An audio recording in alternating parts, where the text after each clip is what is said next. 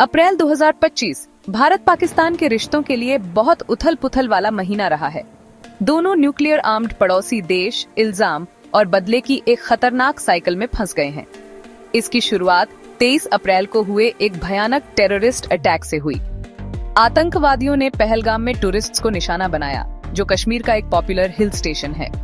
इस हमले में 26 लोग मारे गए, जिनमें 25 भारतीय और एक नेपाली नागरिक शामिल हैं। द रेजिस्टेंस फ्रंट नाम के टेररिस्ट ग्रुप ने इस हमले की जिम्मेदारी ली है।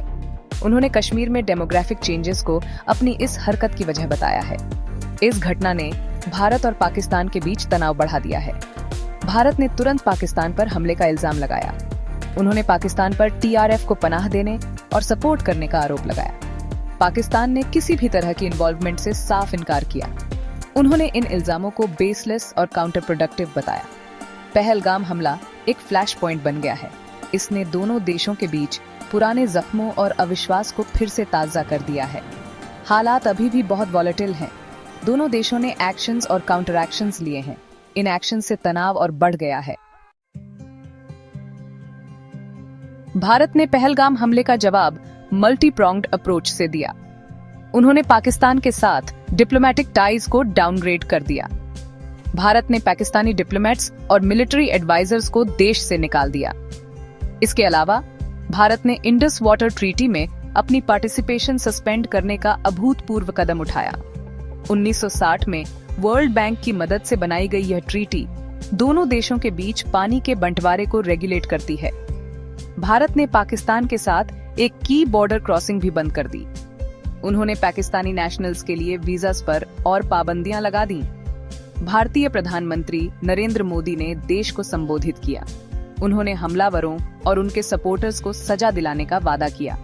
उन्होंने घोषणा की कि भारत किसी भी तरह के टेररिज्म को बर्दाश्त नहीं करेगा। उन्होंने पाकिस्तान पर इंटरनेशनल प्रेशर बनाने का भी आह्वान किया, ताकि वह अपनी जमीन पर टेररिस्ट इंफ्रास्ट्रक्चर को खत्म करे। भारत का जवाब सरकार पर पड़ रहे डोमेस्टिक प्रेशर को दर्शाता है। पब्लिक एंगर और मीडिया स्क्रूटनी ने स्ट्रॉन्ग रिस्पांस की मांग को हवा दी है। सरकार के एक्शंस को इन कंसर्न्स को एड्रेस करने की कोशिश के तौर पर देखा जा रहा है। पाकिस्तान ने पहलगाम हमले में किसी भी तरह की इन्वॉल्वमेंट से साफ इनकार किया है।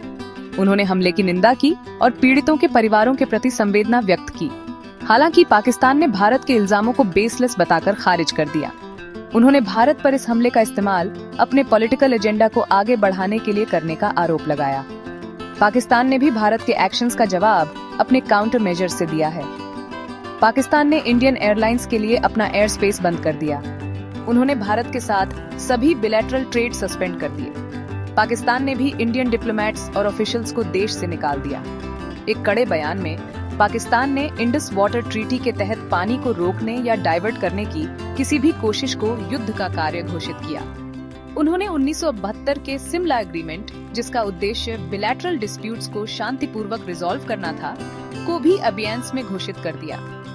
पाकिस्तान का जवाब उसके अपने कंस्ट्रेंट्स को दर्शाता है। वे एक गंभीर इकोनॉमिक क्राइसिस का सामना कर रहे हैं। वे इंटरनल पॉलिटिकल इंस्टेबिलिटी से भी जूझ रहे हैं। अंतर्राष्ट्रीय समुदाय ने भारत और पाकिस्तान के बीच बढ़ते तनाव पर गहरी चिंता व्यक्त की है। यूनाइटेड नेशंस ने दोनों पक्षों से संयम बरतने का आह्वान किया। उन्होंने हालात को शांत करने के लिए डायलॉग और डिप्लोमेसी का आग्रह किया। UN सेक्रेटरी जनरल ने कश्मीर इश्यू के पीसफुल रेजोल्यूशन की जरूरत दोहराई। दूसरे देशों और इंटरनेशनल ऑर्गेनाइजेशंस ने भी इन भावनाओं को दोहराया है। मौजूदा क्राइसिस दक्षिण एशिया में शांति की फ्रेजिलिटी को दर्शाता है। कश्मीर को लेकर लंबे समय से चला आ रहा विवाद रिश्तों को सामान्य बनाने में एक बड़ी हर्डल बना हुआ है। नॉन स्टेट एक्टर्स की इन्वॉल्वमेंट और मिसकैलकुलेशन का खतरा हालात को और कॉम्प्लिकेटेड बना देता है। अंतर्राष्ट्रीय समुदाय दोनों पक्षों से डायलॉग में शामिल होने और ऐसे एक्शन से बचने का आग्रह कर रहा है, जिससे तनाव और बढ़ सकता है।